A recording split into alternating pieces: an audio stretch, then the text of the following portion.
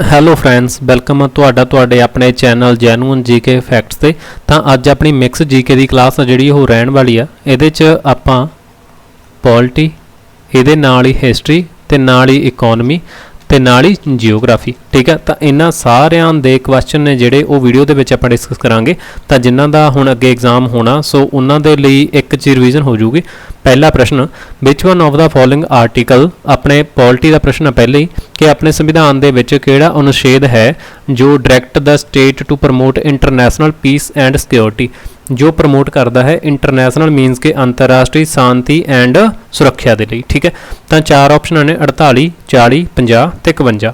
ਤੁਹਾਨੂੰ हर प्रश्न नाल 3 सेकंड का टाइम दिता जाऊगा। 3 सेकंड ਦੇ ਵਿੱਚ ਤੁਸੀਂ ਕਰੈਕਟ ਆਨਸਰ ਗੈਸ ਕਰਨਾ ਤੇ ਲਾਸਟ ਦੇ ਆਨਸਰ ਜ਼ਰੂਰ ਚੈੱਕ ਕਰਨੇ ਆ। ਤਾਂ ਤੁਹਾਡਾ ਟਾਈਮ ਸਟਾਰਟ ਹੁੰਦਾ ਹੈ।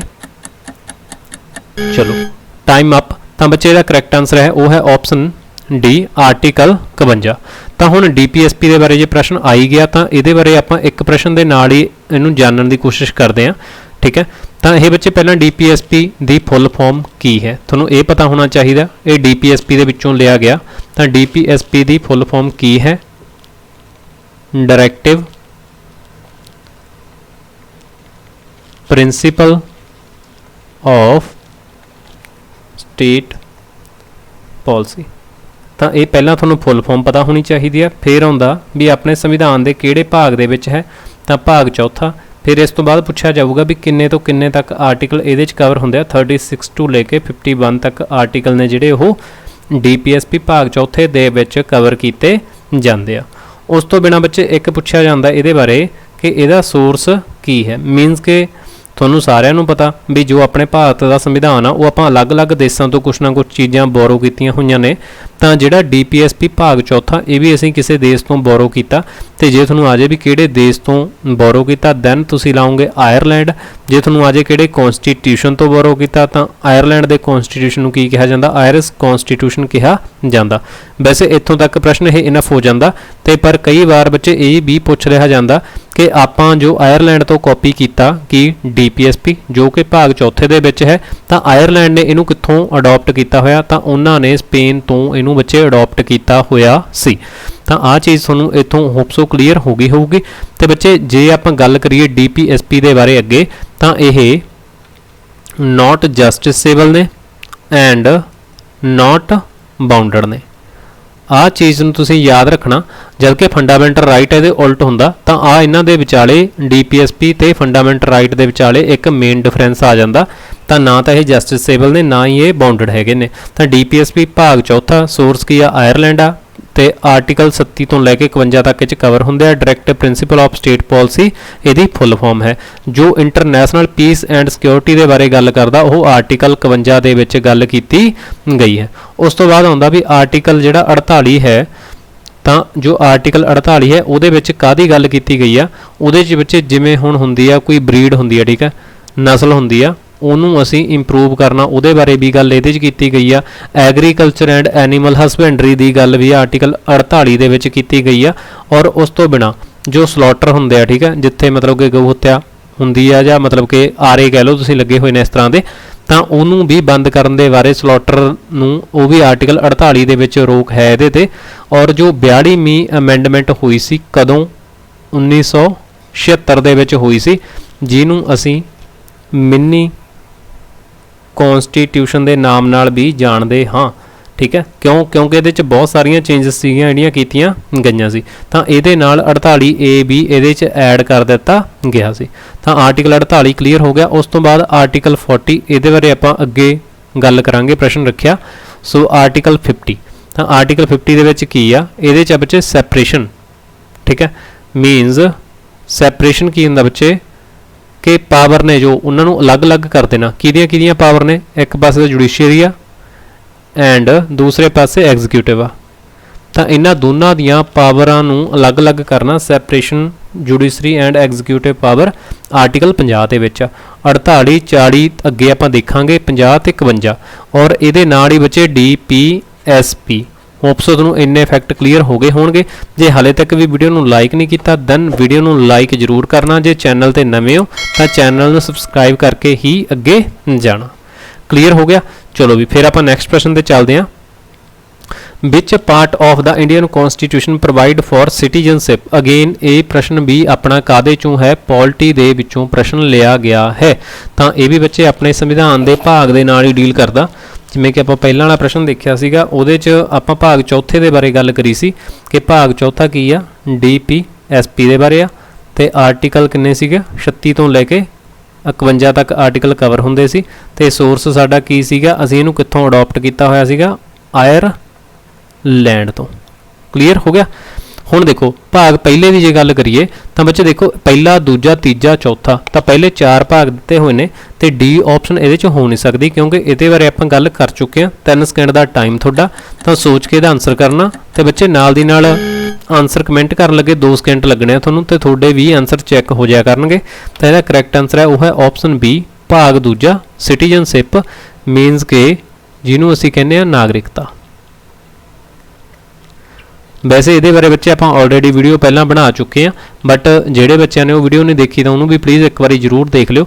ਜੇ ਤੁਹਾਨੂੰ ਆ ਜੇ ਕਿ ਭਾਗ ਪਹਿਲੇ ਦੇ ਵਿੱਚ ਕੀ ਆ, ਤਾਂ ਭਾਗ ਪਹਿਲੇ ਦੇ ਵਿੱਚ ਆਪਣੇ union and it is territory ਆ, ਮਤਲਬ ਕਿ ਇਹਦੇ ਨਾਮ ਵਗੈਰਾ ਨੇ ਜਿਹੜੇ, ਤਾਂ ਕਿਵੇਂ ਨਵੀਂ ਸਟੇਟ ਬਣੂਗੀ, ਕਿਵੇਂ ਕਿਸੇ ਦੇ ਵਿੱਚ ਮੋਡੀਫਿਕੇਸ਼ਨ ਕੀਤੀ ਜਾਊਗੀ, ਉਹ ਆਪਣਾ ਭਾਗ ਪਹਿਲੇ ਦੇ ਵਿੱਚ ਹੈ।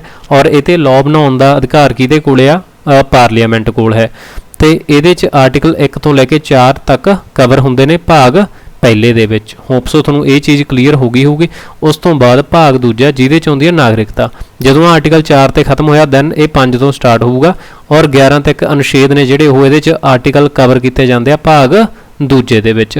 ਫਿਰ ਪੁੱਛਿਆ ਜਾਂਦਾ ਵੀ ਸਾਡੇ ਸਿਟੀਜ਼ਨਸ਼ਿਪ ਕਿਹੜੀ ਆ, ਇਕਹਿਰੀ ਆ ਜਾਂ ਦੂਰੀ ਆ, ਤਾਂ ਬੱਚੇ ਸਾਡੇ ਸਿੰਗਲ ਸਿਟੀਜ਼ਨਸ਼ਿਪ ਹੈ ਭਾਰਤ ਦੇ ਵਿੱਚ। ਇਹ ਚੀਜ਼ ਨੂੰ ਤੁਸੀਂ ਧਿਆਨ 'ਚ ਰੱਖਣਾ ਕਿ ਭਾਰਤ ਦੇ ਵਿੱਚ ਕਿਹੜੀ ਸਿਟੀਜ਼ਨਸ਼ਿਪ, ਭਾਰਤ ਦੇ ਵਿੱਚ ਸਿੰਗਲ ਸਿਟੀਜ਼ਨਸ਼ਿਪ ਹੈ। ਜਿਵੇਂ ਜੇ ਆਪਾਂ USA ਮੀਨਸ ਕਿ ਅਮਰੀਕਾ ਦੀ ਗੱਲ ਕਰਦੇ ਹਾਂ ਤਾਂ ਉੱਥੇ ਇੱਕ ਦੇਸ਼ ਦੀ ਆ, ਇੱਕ ਉਹਨਾਂ ਦੀ ਸਟੇਟ ਦੀ ਆ, ਤਾਂ ਉਹਨਾਂ ਨੂੰ ਦੂਰੀ ਨਾਗਰਿਕਤਾ ਹੈ ਜੋ ਲੈਣੀ ਪੈਂਦੀ ਹੈ। ਬਟ ਆਪਣੇ ਭਾਰਤ ਦੇ ਵਿੱਚ ਇਹੋ ਜਿਹਾ ਸੀਨ ਨਹੀਂ ਹੈਗਾ, ਆਪਣੇ ਸਿਰਫ ਸਿੰਗਲ ਸਿਟੀਜ਼ਨਸ਼ਿਪ ਹੈ। ਤੇ ਜੇ ਆਪਾਂ ਗੱਲ ਕਰੀਏ ਭਾਗ ਤੀਜੇ ਦੀ, ਤਾਂ ਭਾਗ ਤੀਜਾ ਕਾਹਦੇ ਨਾਲ ਡੀਲ ਕਰਦਾ, ਮੋਸਟ ਇੰਪੋਰਟੈਂਟ ਫੰਡਾਮੈਂਟਲ ਰਾਈਟਸ ਦੇ ਨਾਲ ਡੀਲ ਕਰਦਾ। ਤੇ ਇਹਦੇ 'ਚ ਆਰਟੀਕਲ ਕਿੰਨੇ ਤੋਂ ਕਵਰ ਹੁੰਦੇ ਆ ਬੱਚੇ, ਉਹ 11 ਤੇ ਖਤਮ ਹੋ ਗਏ ਸੀ, ਤਾਂ ਇਹ 12 ਤੋਂ ਸਟਾਰਟ ਹੋ ਕੇ ਆਰਟੀਕਲ 35 ਤੱਕ ਕਵਰ ਹੁੰਦੇ ਆ। ਦੇਖੋ ਪਹਿਲੇ 'ਚ 1 ਤੋਂ ਲੈ ਕੇ 4 ਤੱਕ ਆਰਟੀਕਲ ਨੇ, ਦੂਸਰੇ 'ਚ 5 ਤੋਂ 11 ਤੱਕ ਨੇ, ਇਹਦੇ 'ਚ 12 ਤੋਂ 35 ਤੱਕ ਨੇ, ਔਰ ਇਹਦੇ 'ਚ 36 ਤੋਂ ਲੈ ਕੇ 51 ਤੱਕ ਨੇ DPSP। ਠੀਕ ਹੈ। ਔਰ ਇਸ ਤੋਂ ਬਾਅਦ ਜੇ 51A ਆ ਜੇ, ਇਹ ਆਪਣੇ ਸੰਵਿਧਾਨ ਦੇ ਵਿੱਚ ਬਾਅਦ ਦੇ ਵਿੱਚ ਆਰਟੀਕਲ ਜੋੜਿਆ ਗਿਆ ਸੀ। ਜੇ ਤੁਹਾਨੂੰ ਆ ਜੇ ਵੀ ਇਹ ਕਿਹੜੇ ਭਾਗ ਦੇ ਵਿੱਚ ਆ, ਤਾਂ ਭਾਗ B ਇਹਦੇ ਨਾਲ ਇੱਕ ਐਡ ਕੀਤਾ ਗਿਆ ਸੀ 4 ਦੇ ਵਿੱਚ A। ਤਾਂ ਇਹਦੇ 'ਚ ਰੱਖਿਆ ਕੀ ਗਿਆ ਸੀ, ਇਹਦੇ 'ਚ ਫੰਡਾਮੈਂਟਲ ਡਿਊਟੀਜ਼ ਨੂੰ ਐਡ ਕੀਤਾ ਗਿਆ ਸੀਗਾ। ਤੇ ਇਹ ਅਸੀਂ ਕਿੱਥੋਂ ਅਡਾਪਟ ਕੀਤੀਆਂ ਸੀ, USSR ਤੋਂ ਅਡਾਪਟ ਕਰੀਆਂ ਸੀ। ਤੇ ਕਿਹੜੀ ਕਮੇਟੀ ਨੇ ਰეკਮੈਂਡ ਕੀਤਾ ਸੀ, ਤਾਂ ਸਵਰਨ ਸਿੰਘ ਕਮੇਟੀ ਬਣੀ ਸੀ ਜਿਹਨੇ ਇਹ ਫੰਡਾਮੈਂਟਲ ਡਿਊਟੀ ਸੀਗੀਆਂ ਜੋ ਰეკਮੈਂਡ ਕੀਤੀਆਂ ਸੀਗੀਆਂ। ਹੋਪ ਸੋ ਬੱਚੇ ਆਹ ਚੀਜ਼ ਵੀ ਤੁਹਾਨੂੰ ਕਲੀਅਰ ਹੋ ਗਈ ਹੋਊਗੀ। ਭਾਗ ਪਹਿਲਾ, ਦੂਜਾ, ਤੀਜਾ, ਚੌਥਾ, ਇਹਨਾਂ ਦੇ ਬਾਰੇ ਬੇਸਿਕ ਇਨਫੋਰਮੇਸ਼ਨ ਤੁਹਾਨੂੰ ਹੁਣ ਇੱਥੇ ਹੋਊਗੀ। ਤਾਂ ਬੱਚੇ ਜੇ ਤੁਹਾਨੂੰ ਪ੍ਰਸ਼ਨ ਆਉਂਦਾ, ਹੋਪ ਸੋ ਤੁਹਾਡਾ ਆਨਸਰ ਇੱਥੋਂ ਕਲੀਅਰ ਹੋ ਜਾਏਗਾ। ਤਾਂ ਹੁਣ ਜਿਹੜਾ ਇਹਦੇ 'ਚ ਆਪਾਂ ਗੱਲ ਕਰੀ ਸੀ ਨਾਗਰਿਕਤਾ ਦੇ ਬਾਰੇ, ਤਾਂ ਇਹਦੇ ਬਾਰੇ ਵੀ ਬੇਸਿਕ ਜਾਣਕਾਰੀ ਤੁਹਾਨੂੰ ਪਤਾ ਹੋਣੀ ਚਾਹੀਦੀ ਆ ਕਿ ਜੇ ਸਾਨੂੰ ਆ ਜਾਏ ਕਿ ਸਿਟੀਜ਼ਨਸ਼ਿਪ ਦਾ ਸਾਡੇ ਕੋਲੇ ਸੋਰਸ ਕੀ ਹੈ, ਮੀਨਸ ਅਸੀਂ ਇਹਨੂੰ ਕਿੱਥੋਂ ਅਡਾਪਟ ਕੀਤਾ ਹੋਇਆ, ਦੈਨ ਇਹਦਾ ਆਨਸਰ ਆ ਜਾਊਗਾ ਬ੍ਰਿਟੇਨ। ਤਾਂ ਜਿਹੜੇ ਬੱਚਿਆਂ ਨੇ ਹਾਲੇ ਤੱਕ ਵੀਡੀਓ ਲਾਈਕ ਨਹੀਂ ਕੀਤੀ ਦੈਨ ਲਾਈਕ ਜ਼ਰੂਰ ਕਰ ਦਿਓ। ਆਰਟੀਕਲ ਬੱਚੇ ਮੈਂ ਤੁਹਾਨੂੰ ਹੁਣੇ ਦੱਸ ਕੇ ਹਟਿਆ 5 ਤੋਂ ਲੈ ਕੇ 11 ਤੱਕ ਕਵਰ ਹੁੰਦੇ ਨੇ। ਔਰ ਜਿਹੜਾ ਆਰਟੀਕਲ 5 ਹੈ, ਵੈਸੇ 1 ਮਿੰਟ ਵਿੱਚ ਦੇਖ ਲੈਣ ਦੋ ਹੈ ਇਹਦਾ ਆਨਸਰ ਇੱਥੇ, ਚਲੋ ਹੈਗਾ ਠੀਕ ਹੈ। ਆਰਟੀਕਲ 5 ਦੇ ਵਿੱਚ ਕੀ ਆ ਕਿ ਸ਼ੁਰੂਆਤ ਵੇਲੇ ਸਿਟੀਜ਼ਨਸ਼ਿਪ ਦੀ ਸਥਿਤੀ ਕੀ ਸੀਗੀ, ਠੀਕ ਹੈ, ਤਾਂ ਉਹਦੇ ਬਾਰੇ ਡੀਲ ਕਰਦਾ। ਫਿਰ ਇਹਦੇ ਬਾਅਦ ਆਰਟੀਕਲ 6 ਆ ਜਾਂਦਾ, ਇਹਦੇ 'ਚ right of citizenship for a person who has migrated from Pakistan. Migrate ਹੁੰਦਾ ਜੋ ਇੱਕ ਦੇਸ਼ ਤੋਂ ਦੂਸਰੇ ਦੇਸ਼ ਦੇ ਵਿੱਚ ਜਾਂਦੇ ਆ। ਜਦੋਂ ਆਪਣੇ 1947 ਵੇਲੇ ਵੰਡ ਹੋਈ ਆ, ਠੀਕ ਹੈ, ਤਾਂ ਉਦੋਂ ਕੁਝ ਪਾਕਿਸਤਾਨ ਤੋਂ ਇੱਧਰ ਆਏ ਸੀ, ਕੁਝ ਇੰਡੀਆ ਤੋਂ ਪਾਕਿਸਤਾਨ ਗਏ ਨੇ। ਤਾਂ ਇੱਥੇ ਆ ਪੁਆਇੰਟ ਹੈ ਜੋ ਕਨਫਿਊਜ਼ ਕਰਦਾ। ਇੱਥੇ ਬੱਚੇ ਮਾਈਗ੍ਰੇਟ ਫਰੋਮ ਪਾਕਿਸਤਾਨ ਆ, ਠੀਕ ਹੈ, ਜੋ ਪਹਿਲਾਂ ਆਉਂਦਾ ਜੋ ਇੰਡੀਆ ਦੇ ਵਿੱਚ ਆਏ ਨੇ। ਫਿਰ ਇਸ ਤੋਂ ਬਾਅਦ ਅੱਗੇ ਕੀ ਆ, ਟੂ ਪਾਕਿਸਤਾਨ। ਤਾਂ ਪਹਿਲਾਂ ਵੀ ਜਿਹੜੇ ਪਾਕਿਸਤਾਨ ਤੋਂ ਇੰਡੀਆ 'ਚ ਆਏ ਨੇ, ਦੂਸਰਾ ਜਿਹੜਾ ਪਾਕਿਸਤਾਨ ਤੋਂ ਪਾਕਿਸਤਾਨ ਨੂੰ ਗਏ ਨੇ ਇੰਡੀਆ 'ਚੋਂ, ਠੀਕ ਹੈ। ਇਸ ਤੋਂ ਬਾਅਦ ਆਰਟੀਕਲ 8 ਦੇ ਵਿੱਚ ਕੀ ਆਉਂਦਾ, ਪੀਪਲ ਆਫ ਇੰਡੀਅਨ ਓਰੀਜਨ, ਜਿਹਨੂੰ ਅਸੀਂ PIOS ਕਹਿੰਦੇ ਆ। ਇਹ ਥੋੜਾ ਜਿਹਾ ਇੰਪੋਰਟੈਂਟ ਹੈ, ਇਹਦੇ ਬਾਰੇ ਮੈਂ ਤੁਹਾਨੂੰ ਦੱਸ ਦਿੰਦਾ। ਇਹਨਾਂ ਨੂੰ ਪੰਜਾਬੀ ਦੇ ਵਿੱਚ ਕੀ ਕਿਹਾ ਜਾਂਦਾ, ਭਾਰਤੀ ਮੂਲ ਦੇ ਲੋਕ। ਬੱਚੇ ਆਹ ਟਰਮ ਬਸ ਇਹਦੇ 'ਚ ਇਕੱਲੀ ਆਹੀ ਸਿੱਖਣ ਵਾਲੀ ਆ, ਠੀਕ ਹੈ। ਉਹ ਲੋਕ ਜਾਂ ਬੱਚੇ ਜਿਨ੍ਹਾਂ ਦਾ ਜਨਮ ਭਾਰਤ ਤੋਂ ਹੁੰਦਾ ਤਾਂ ਬਾਹਰ ਆ, ਠੀਕ ਹੈ। ਮਤਲਬ ਆਹ ਮੰਨ ਲਓ ਆਪਣਾ ਪਿਆਰਾ ਭਾਰਤ ਤੇ ਆ ਕੋਈ ਵੀ ਹੋਰ ਦੇਸ਼ ਆ, ਠੀਕ ਹੈ, ਤਾਂ ਉਹਦਾ ਜਨਮ ਤਾਂ ਇੱਥੇ ਹੋ ਰਿਹਾ ਬੱਚੇ ਦਾ। ਹੁਣ ਜਨਮ ਉੱਥੇ ਹੋ ਗਿਆ, ਹੁਣ ਇਹਨੂੰ ਜਨਮ ਦੇਣ ਵਾਲੇ ਇੱਕ ਮੇਲ ਆ ਇੱਕ ਫੀਮੇਲ ਆ, ਮਤਲਬ ਕਿ ਇਹਦੇ ਮਦਰ ਫਾਦਰ ਕਹਿ ਲਓ ਤੁਸੀਂ, ਜਾਂ ਤਾਂ ਇਹ ਦੋਨੇ ਬਿਲੋਂਗ ਕਰਦੇ ਹੋਣ ਇੰਡੀਆ ਤੋਂ ਹੋਣ, ਠੀਕ ਹੈ, ਜਾਂ ਫਿਰ ਇਹਨਾਂ ਦੇ ਮਾਤਾ ਪਿਤਾ ਮੀਨਸ ਉਹਦੇ ਨਾਨਾ ਨਾਨੀ, ਪਿਤਾ ਵੱਲੋਂ ਦਾਦਾ ਦਾਦੀ, ਇਹਨਾਂ ਮਾਂ ਦੇ ਮਾਤਾ ਪਿਤਾ ਦੋਨਾਂ ਚੋਂ ਇੱਕ ਜਾਂ ਦੋਵੇਂ ਭਾਰਤ ਦੇ ਹੋਣ, ਦਾਦਾ ਦਾਦੀ ਚੋਂ ਇੱਕ ਜਾਂ ਦੋਵੇਂ ਭਾਰਤ ਦੇ ਹੋਣ, ਜਾਂ ਫਿਰ ਇਹਦੇ ਮਾਂ ਪਿਓ ਚੋਂ ਦੋਵੇਂ ਜਾਂ ਫਿਰ ਇੱਕ ਭਾਰਤ ਦੇ ਵਿੱਚੋਂ ਹੋਵੇ, ਤਾਂ ਉਹਨਾਂ ਨੂੰ ਭਾਰਤੀ ਮੂਲ ਦੇ ਲੋਕ ਕਿਹਾ ਜਾਂਦਾ, ਮੀਨਸ ਕਿ PIO people of Indian origin ਕਿਹਾ ਜਾਂਦਾ ਹੈ। ਆਹ ਚੀਜ਼ ਕਲੀਅਰ ਹੈ। ਤਾਂ ਬੱਚੇ ਇੱਕ ਇਹਦਾ ਆਰਟੀਕਲ 9 ਆ ਜਿਹੜਾ, ਜੋ ਭਾਰਤੀ ਨਾਗਰਿਕ ਕਿਸੇ ਹੋਰ ਦੇਸ਼ ਦੀ ਨਾਗਰਿਕਤਾ ਜਦੋਂ ਕੋਈ ਲੈ ਲੈਂਦਾ ਹੈ ਤਾਂ ਉਹਦੀ ਭਾਰਤ ਦੀ ਨਾਗਰਿਕਤਾ ਜਿਹੜੀ ਉਹ ਖਤਮ ਹੋ ਜਾਂਦੀ ਆ। ਆਹ ਚੀਜ਼ ਨੂੰ ਤੁਸੀਂ ਯਾਦ ਰੱਖਣਾ। ਬਾਕੀ ਬੱਚੇ ਇੰਡੀਆ ਦੇ ਵਿੱਚ ਸਿਟੀਜ਼ਨਸ਼ਿਪ ਲੈਣ ਦੇ ਲਈ, ਠੀਕ ਹੈ, ਕਿਹੜੇ ਤਰੀਕੇ ਨੇ, ਆਹ ਤੁਸੀਂ ਇੱਥੋਂ ਇੱਕ ਵਾਰੀ ਉਹਨਾਂ ਨੂੰ ਰੀਡ ਕਰ ਲਿਓ। ਬਾਕੀ ਆਪਣੇ 7 ਸਾਲ ਦਾ ਪ੍ਰੋਸੀਜਰ ਆ ਜਿਹੜਾ ਉਹ ਨੈਚੁਰਲ ਤਰੀਕੇ ਦੇ ਨਾਲ ਆ, ਉਹਨੂੰ ਵੀ ਤੁਸੀਂ ਯਾਦ ਰੱਖਣਾ। ਤਾਂ ਇਹਦਾ ਸਕਰੀਨਸ਼ਾਟ ਕਰ ਲਿਓ। ਜੇ ਵੀਡੀਓ ਲਾਈਕ ਨਹੀਂ ਕਰੀ ਦੈਨ ਵੀਡੀਓ ਨੂੰ ਲਾਈਕ ਸਾਰਿਆਂ ਨੇ ਜ਼ਰੂਰ ਕਰਨਾ। ਉਸ ਤੋਂ ਬਾਅਦ ਬੱਚੇ ਤੀਸਰਾ ਪ੍ਰਸ਼ਨ ਆ ਗਿਆ GST ਦੇ ਬਾਰੇ। ਦੈਨ ਇਹ ਪ੍ਰਸ਼ਨ ਸਾਡਾ ਇਕਨੋਮਿਕਸ ਦੇ ਵਿੱਚੋਂ ਆ ਗਿਆ। In India the GST is based on the dual model GST adopted ਇਨ।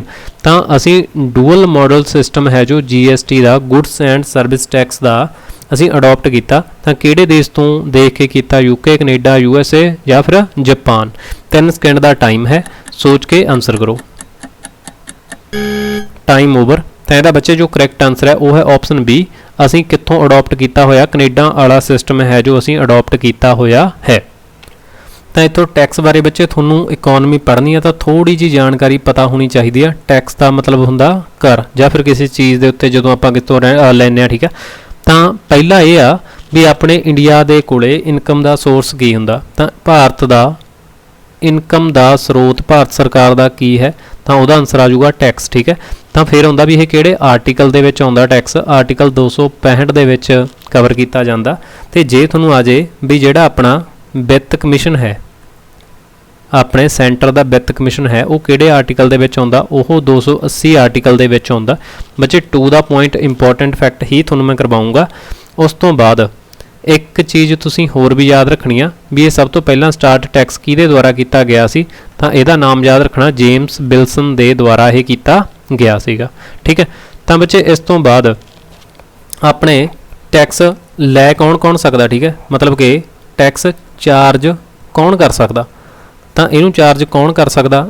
ਪਹਿਲੇ ਨੰਬਰ ਤੇ ਕੇਂਦਰ ਸਰਕਾਰ, ਠੀਕ ਹੈ, ਦੂਸਰੇ ਨੰਬਰ ਤੇ ਸਟੇਟ ਸਰਕਾਰ, ਇਸ ਤੋਂ ਬਾਅਦ ਜੋ ਲੋਕਲ ਲੈਵਲ ਦੀ ਸਰਕਾਰ ਹੁੰਦੀ ਆ, ਇਹ ਤਿੰਨੋਂ ਹੀ ਟੈਕਸ ਨੇ ਜੋ ਵਸੂਲ ਸਕਦੇ ਨੇ, ਠੀਕ ਹੈ। ਹਾਂ, ਇਹ ਚੀਜ਼ ਵੀ ਯਾਦ ਰੱਖਣੀ ਆ। ਉਸ ਤੋਂ ਬਾਅਦ ਬੱਚੇ ਇੱਕ ਹੁੰਦਾ ਡਾਇਰੈਕਟ ਟੈਕਸ, ਇੱਕ ਹੁੰਦਾ ਡਾਇਰੈਕਟ ਟੈਕਸ। ਹੁਣ ਡਾਇਰੈਕਟ ਟੈਕਸ ਕਿਹੜਾ ਹੁੰਦਾ? ਇਹਦੇ ਬਾਰੇ ਥੋੜੀ ਜਿਹੀ ਜਾਣਕਾਰੀ ਆਪਾਂ ਕਰ ਲੈਂਦੇ ਆ। ਡਾਇਰੈਕਟ ਟੈਕਸ ਉਹ ਹੁੰਦਾ ਵੀ ਮੰਨ ਲਓ ਜੇ ਮੇਰੀ ਇਨਕਮ ਤੇ ਲੱਗਿਆ ਤੇ ਮੈਂ ਹੀ ਉਹਨੂੰ ਪੇ ਕਰੂੰਗਾ, ਕੋਈ ਹੋਰ ਉਹਨੂੰ ਪੇ ਨਹੀਂ ਕਰੇਗਾ। ਮਤਲਬ ਜਿਹਦੇ ਉੱਪਰ ਲੱਗਦਾ, ਠੀਕ ਹੈ, ਤਾਂ ਉਹੀ ਉਹਦੀ ਪੇਮੈਂਟ ਕਰਦਾਗਾ। ਤੇ ਹੋਰ ਇਹਦੇ ਬਾਰੇ ਕੀ ਯਾਦ ਰੱਖਣਾ ਕਿ ਇਹ ਨੌਨ ਟ੍ਰਾਂਸਫਰ ਹੁੰਦਾ। ਜੋ ਡਾਇਰੈਕਟ ਟੈਕਸ ਹੁੰਦਾ ਇਹ ਨੌਨ ਟ੍ਰਾਂਸਫਰ ਟੈਕਸ ਹੁੰਦਾਗਾ, ਤੇ ਦੂਸਰਿਆਂ ਦੇ ਉੱਤੇ ਇਹਨੂੰ ਟ੍ਰਾਂਸਫਰ ਨਹੀਂ ਕੀਤਾ ਜਾ ਸਕਦਾ। ਤੇ ਕਿਹਦੇ ਤੇ ਇੰਪੋਜ਼ ਹੁੰਦਾ? ਇਨਕਮ ਹੁੰਦੀ ਹੈ ਉਹਦੇ ਤੇ ਵੀ ਹੋ ਜਾਂਦਾ ਹੈ, ਜਾਂ ਫਿਰ ਸਾਨੂੰ ਪ੍ਰੋਫਿਟ ਹੁੰਦਾ ਤਾਂ ਉਹਦੇ ਤੇ ਵੀ ਹੋ ਜਾਂਦਾ, ਠੀਕ ਹੈ। ਔਰ ਉਸ ਤੋਂ ਬਾਅਦ ਬੱਚੇ ਇਹਨੂੰ ਵਸੂਲਿਆ ਕਿਹਦੇ ਦੁਆਰਾ ਜਾਂਦਾ?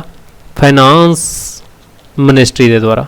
ਕਿਹਦੇ ਦੁਆਰਾ? ਫਾਈਨਾਂਸ ਮਿਨਿਸਟਰੀ ਦੇ ਦੁਆਰਾ ਜੋ ਟੈਕਸ ਲੈਂਦੀ ਆ। ਤਾਂ ਇਹਦੇ ਅਧੀਨ ਇੱਕ ਡਿਪਾਰਟਮੈਂਟ ਹੁੰਦਾ ਜਿਹਨੂੰ ਅਸੀਂ ਕਹਿੰਦੇ ਆ ਰੈਵਨਿਊ ਡਿਪਾਰਟਮੈਂਟ। ਅੱਗੇ ਰੈਵਨਿਊ ਡਿਪਾਰਟਮੈਂਟ ਦੇ ਅਧੀਨ ਵੀ ਦੋ ਹੁੰਦੇ ਆ, ਇੱਕ ਹੁੰਦਾ CBDT, ਇੱਕ ਹੁੰਦਾ CBIC। ਤਾਂ ਆ ਦੋਨੇ ਚੀਜ਼ਾਂ ਨੂੰ ਤੁਸੀਂ ਯਾਦ ਰੱਖਣਾ। ਜੋ CBDT ਹੁੰਦੀ ਆ ਇਹ ਹੁੰਦਾ central board of direct tax, ਤੇ ਜਿਹੜੀ CBIC ਹੁੰਦੀ ਆ ਇਹ ਇੱਥੋਂ ਤੁਹਾਨੂੰ ਨਾਮ ਤੋਂ ਕਲੀਅਰ ਹੋ ਜੂ, ਜੋ ਇਨਡਾਇਰੈਕਟ ਟੈਕਸ ਲੈਂਦੀ ਆ। ਜੇ ਤੁਹਾਨੂੰ ਆ ਜਾਏ ਕਿ ਕਿਹੜਾ ਮੰਤਰਾਲਾ ਹੈ ਜੋ ਟੈਕਸ ਕਲੈਕਟ ਕਰਦਾ, ਤੁਸੀਂ ਕਹੋਗੇ ਫਾਈਨਾਂਸ ਮਿਨਿਸਟਰੀ। ਕੀ ਫਾਈਨਾਂਸ ਮਿਨਿਸਟਰੀ ਡਾਇਰੈਕਟ ਤਰੀਕੇ ਨਾਲ ਟੈਕਸ ਲੈਂਦੀ ਹੈ? ਨਹੀਂ, ਉਹਦੇ ਅਧੀਨ ਇੱਕ ਡਿਪਾਰਟਮੈਂਟ ਹੈ ਜਿਹਨੂੰ ਅਸੀਂ ਕਹਿੰਦੇ ਹਾਂ ਰੈਵਨਿਊ ਡਿਪਾਰਟਮੈਂਟ। ਉਹਦੇ ਅੱਗੇ ਦੋ ਹੋਰ ਨੇ, CBDT ਹੈ, CBIC ਹੈ। ਜੋ DT ਲੱਗ ਗਿਆ ਉਹ ਡਾਇਰੈਕਟ ਟੈਕਸ, ਤੇ IC ਲੱਗ ਗਿਆ ਉਹ ਇਨਡਾਇਰੈਕਟ ਟੈਕਸ ਹੋ ਗਿਆ। ਆਹ ਚੀਜ਼ ਬੱਚੇ ਹੋਪਸੋ ਤੁਹਾਨੂੰ ਕਲੀਅਰ ਹੋ ਗਈ ਹੋਊਗੀ। ਤਾਂ ਹੁਣ ਆਪਾਂ ਆਉਂਦੇ ਆਪਣੇ GST ਤੇ। ਜੇ ਤੁਹਾਨੂੰ ਟੈਕਸ ਵਾਲੀ ਚੀਜ਼ ਕਲੀਅਰ ਹੋ ਗਈ ਦੈਨ ਵੀਡੀਓ ਨੂੰ ਲਾਈਕ ਜ਼ਰੂਰ ਕਰ ਦਿਓ। ਫਿਰ ਆਉਂਦਾ ਬੱਚੇ GST। ਸਭ ਤੋਂ ਪਹਿਲਾ ਪੁਆਇੰਟ ਲਾਗੂ ਕਦੋਂ ਹੋਇਆ ਸੀ? ਤਾਂ 1 ਜੁਲਾਈ 2017 ਨੂੰ ਇਹ ਲਾਗੂ ਹੋਇਆ ਸੀ।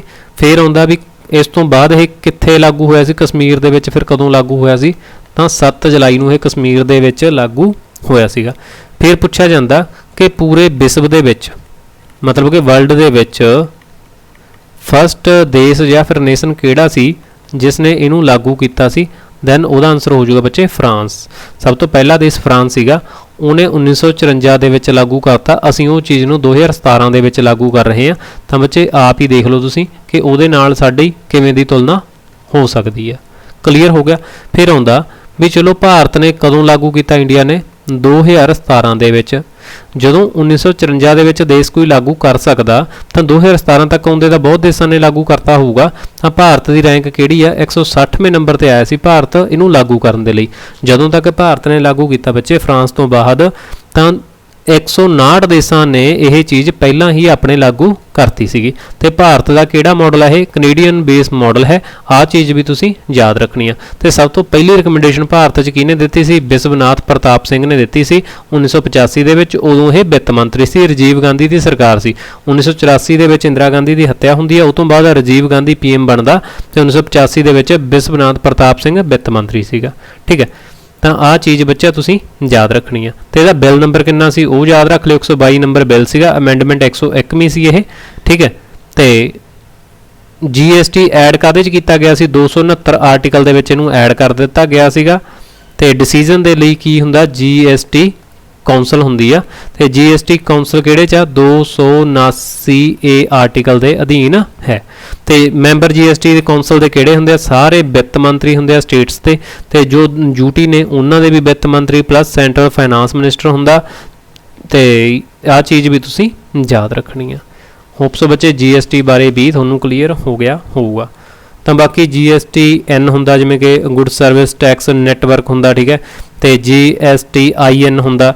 ਤਾਂ ਇਹਦੇ ਬਾਰੇ ਵੀ ਬੱਚੇ ਆਪਾਂ ਇੱਕ ਇਕਨੋਮੀ ਦੀ ਸਪੈਸ਼ਲ ਕਲਾਸ ਰੱਖਾਂਗੇ, ਉਹਦੇ 'ਚ ਇਹ ਚੀਜ਼ ਨੂੰ ਆਪਾਂ ਕਵਰ ਕਰ ਲਾਂਗੇ। ਠੀਕ ਹੈ, ਤਾਂ ਇੱਥੇ ਤੁਸੀਂ UK USA, ਜਿਵੇਂ USA ਦੀ ਕੈਪੀਟਲ ਕੀ ਆ, ਵਾਸ਼ਿੰਗਟਨ DC ਹੈ। ਜਾਪਾਨ ਦੀ ਟੋਕੀਓ ਹੈ।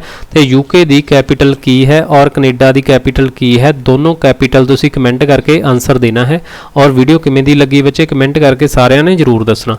ਨੈਕਸਟ ਪ੍ਰਸ਼ਨ, which of the following aspect of the Indian Constitution was described by Dr. B.R. Ambedkar as noble feature? ਤਾਂ ਆਪਣੇ ਸੰਵਿਧਾਨ ਦੇ ਵਿੱਚੋਂ ਨੋਬਲ ਫੀਚਰ ਜੋ ਅੰਬੇਦਕਰ ਜੀ ਦੁਆਰਾ ਕਹੇ ਗਏ ਉਹ ਕਿਹਨੂੰ ਜਾਂ ਕਿਹੜੇ ਭਾਗ ਨੂੰ ਕਿਹਾ ਗਿਆ ਹੈ? Option A DPSP, B fundamental duty, C ਪ੍ਰੈਂਬਲ, D fundamental rights. ਦੇਖੋ ਬੱਚੇ ਇਹਨਾਂ ਦੇ ਬਾਰੇ ਮੈਂ ਤੁਹਾਨੂੰ ਪਹਿਲਾਂ ਹੀ ਦੱਸ ਚੁੱਕਿਆ, ਪ੍ਰੈਂਬਲ ਦੇ ਬਾਰੇ ਆਪਾਂ ਨਹੀਂ ਗੱਲ ਕੀਤੀ। ਤੁਹਾਨੂੰ 3 ਸਕਿੰਟ ਦਾ ਟਾਈਮ ਮਿਲੂਗਾ, ਆਪਸ਼ਨਾਂ ਪੜ੍ਹ ਲਈਆਂ ਸਾਰਿਆਂ ਨੇ, ਦੈਨ ਆਨਸਰ ਸੋਚੋ। Time over. ਤਾਂ ਇਹਦਾ ਕਰੈਕਟ ਆਨਸਰ ਹੈ ਆਪਸ਼ਨ A DPSP ਮੀਨਸ ਕਿ directive principle of a state policy.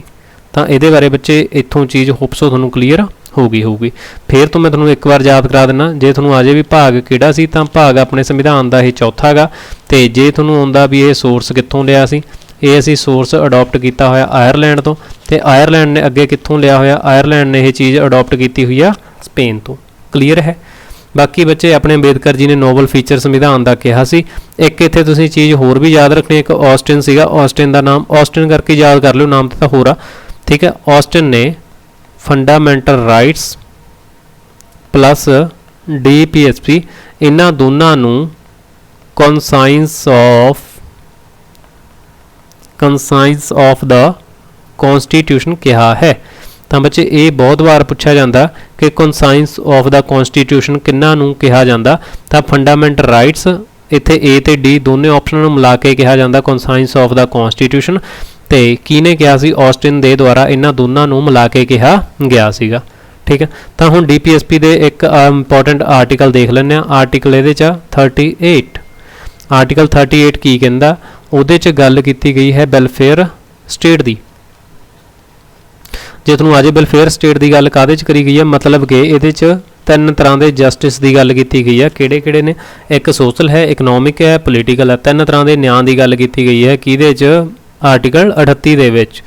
ਫਿਰ ਅੱਗੇ ਜਿਹੜਾ 39 ਹੈ ਉਹ ਬੱਚੇ ਅੱਗੇ ਵੰਡਿਆ ਹੋਇਆ ਹੋਰ। ਤੇ ਅੱਗੇ ਆਪਾਂ ਦੇਖਦੇ ਹਾਂ ਨੈਕਸਟ ਪ੍ਰਸ਼ਨ, the ideal of welfare state in the Indian constitution is enshrined in. ਜੇ ਤੁਹਾਨੂੰ ਇੱਥੇ ਆਰਟੀਕਲ ਪੁੱਛਿਆ ਜਾਂਦਾ ਉਹ ਬੱਚੇ ਮੈਂ ਤੁਹਾਨੂੰ ਪਹਿਲਾਂ ਵਾਲੇ ਪ੍ਰਸ਼ਨ ਦੇ ਵਿੱਚ ਹੀ ਦੱਸ ਚੁੱਕਿਆ ਕਿ ਆਰਟੀਕਲ 1938 ਦੇ ਵਿੱਚ ਇਹਦੇ ਬਾਰੇ ਗੱਲ ਕੀਤੀ ਗਈ ਹੈ।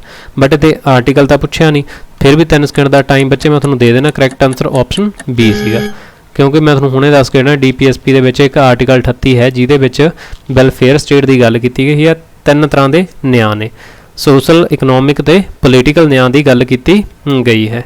ਤੇ ਜਿਹੜਾ 7 ਸ਼ਡਿਊਲ ਹੈ ਇਹਦੇ 'ਚ ਕੀ ਨੇ, ਲਿਸਟਾਂ ਨੇ। ਲਿਸਟਾਂ ਕਿੰਨੇ ਤਰ੍ਹਾਂ ਦੀਆਂ ਨੇ, 3 ਤਰ੍ਹਾਂ ਦੀਆਂ ਨੇ। ਪਹਿਲੀ ਸੈਂਟਰਲ ਯੂਨੀਅਨ ਲਿਸਟ ਹੈ, ਯੂਨੀਅਨ ਲਿਸਟ ਹੈ, ਫਿਰ ਸਟੇਟ ਲਿਸਟ ਹੈ, ਫਿਰ ਕਰੰਟ ਲਿਸਟ ਹੈ। ਆ 3 ਤਰ੍ਹਾਂ ਦੀਆਂ ਲਿਸਟਾਂ ਦੀ ਗੱਲ 7 ਸ਼ਡਿਊਲ ਦੇ ਵਿੱਚ ਗੱਲ ਕੀਤੀ ਗਈ ਹੈ। ਜੇ ਇਹਦੀ ਲੈਂਗੁਏਜ ਦੀ ਗੱਲ ਆਉਂਦੀ ਹੈ ਦੈਨ ਇਹਦੀ ਲੈਂਗੁਏਜ ਆਸਟ੍ਰੇਲੀਆ ਤੋਂ ਲਈ ਗਈ ਹੈ। ਫੰਡਾਮੈਂਟਲ ਰਾਈਟ ਆਪਣੇ ਭਾਗ ਤੀਸਰੇ ਦੇ ਵਿੱਚ ਨੇ। ਆਰਟੀਕਲ ਕਿੰਨੇ ਤੋਂ ਕਿੰਨੇ ਤੱਕ ਇਹਦੇ 'ਚ ਕਵਰ ਕੀਤੇ ਗਏ ਨੇ, 12 ਤੋਂ ਲੈ ਕੇ 35 ਤੱਕ ਫੰਡਾਮੈਂਟਲ ਰਾਈਟ ਦੇ ਵਿੱਚ ਕਵਰ ਕੀਤੇ ਗਏ ਨੇ। DPSP ਭਾਗ ਚੌਥਾ ਤੇ ਆਰਟੀਕਲ ਆਪਣਾ 36 ਤੋਂ ਲੈ ਕੇ 51 ਤੱਕ, ਠੀਕ ਹੈ।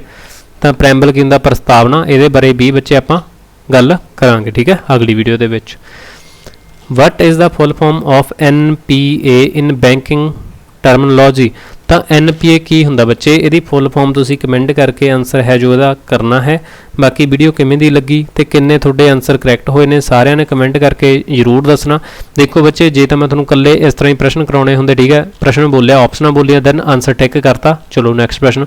ਪਰ ਆਪਾਂ ਜੋ ਪ੍ਰਸ਼ਨ ਨੂੰ ਕਰ ਰਹੇ ਹਾਂ ਉਹਦੇ ਬਾਰੇ ਆਪਾਂ ਤੁਹਾਨੂੰ ਦੁਬਾਰਾ ਤੋਂ ਪੜ੍ਹਨਾ ਨਾ ਪਵੇ। ਪੇਪਰ ਓਰੀਐਂਟਡ ਜਿੰਨਾ ਟੂ ਦਾ ਪੁਆਇੰਟ ਫੈਕਟ ਨੇ ਉਹ ਤੁਹਾਨੂੰ ਸਾਰੇ ਇੱਕ ਪ੍ਰਸ਼ਨ ਦੇ ਨਾਲ ਹੀ ਕਵਰ ਹੋ ਜਾਣ, ਇਸ ਤਰੀਕੇ ਦੇ ਨਾਲ ਉਹਨੂੰ ਆਪਾਂ ਕਵਰ ਕਰ ਰਹੇ ਹਾਂ। ਤਾਂ ਮਿਕਸ ਕਿਉਂ ਰੱਖ ਰਹੇ ਹਾਂ, ਕਿਉਂਕਿ ਕੋਈ ਬੱਚਾ ਪੋਲਿਟੀ ਹੀ ਪੜ੍ਹਦਾ ਰਹਿੰਦਾ, ਹਿਸਟਰੀ ਹੀ ਪੜ੍ਹਦਾ ਰਹਿੰਦਾ ਤਾਂ ਬਾਕੀ ਸਬਜੈਕਟਸ ਨੂੰ ਇੰਪੋਰਟੈਂਸ ਨਹੀਂ ਦਿੰਦਾ। ਤਾਂ ਬੱਚੇ ਹੁਣ ਤੁਹਾਨੂੰ ਸਾਰੀਆਂ ਚੀਜ਼ਾਂ ਨਾਲ ਦੀ ਨਾਲ ਕਲੀਅਰ ਹੁੰਦੀਆਂ ਚੱਲਣਗੀਆਂ।